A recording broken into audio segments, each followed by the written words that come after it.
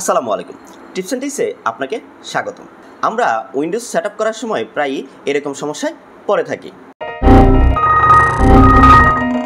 আসসালামু আলাইকুম। Tips and ট্রিক্সে আপনাকে স্বাগতম। টিপস এন্ড ট্রিক্সের আজকের পর্বে থাকছে খুব সহজ একটি প্রবলেমকে সলিউশন করার নিয়ম, যেখানে আমরা দেখব উইন্ডোজ দেওয়ার সময় কী কারণে we can not find any drive to get A storage driver এই এক লেখাটি পেয়ে থাকি, এবং এই লেখাটি পেলে আমরা কিভাবে তার সমাধান করব আজকের পর্বে আমরা তাই দেখব। প্রথমে আমরা উইন্ডোজ দেওয়া শুরু করব।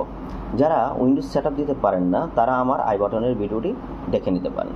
উইন্ডোজ সেটআপ দেওয়া শুরু করলে আমরা Windows can not find any driver to get a new driver এটা আমরা দেখতে পাবো।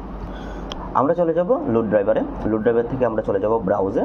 ব্রাউজ থেকে আমরা প্যান ড্রাইভে যে ফাইলটি রেখেছিলাম সেই ফাইলটি আমরা সিলেক্ট করে নেব। এখন আমরা দেখব এই ফাইলটি আমরা কোথায় পাবো।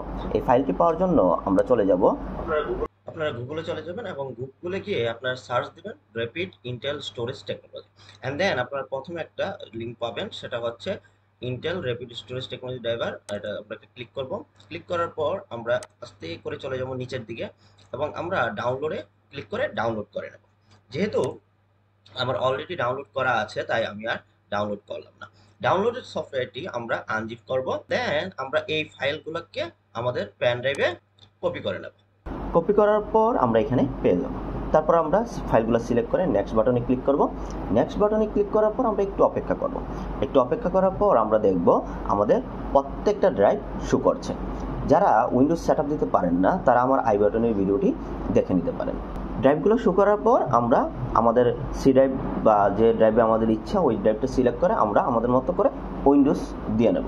উইন্ডোজ দেওয়াটা যারা পারেন না তারা আমার আই বাটনের ভিডিওটি দেখে নিতে পারেন। খুব সহজেই আমরা এভাবে ড্রাইভগুলো শো করাতে পারি। এই ছিল আজকে আমাদের ভিডিওতে। যারা এখনও পর্যন্ত আমার চ্যানেলটি সাবস্ক্রাইব করেননি তারা যদি ভালো লাগে তাহলে সাবস্ক্রাইব করে নেবেন। এরকম ছোটোখাটো অনেক টিপস নিয়ে আমি আপনাদের পাশে আছি। আসসালামু আলাইকুম।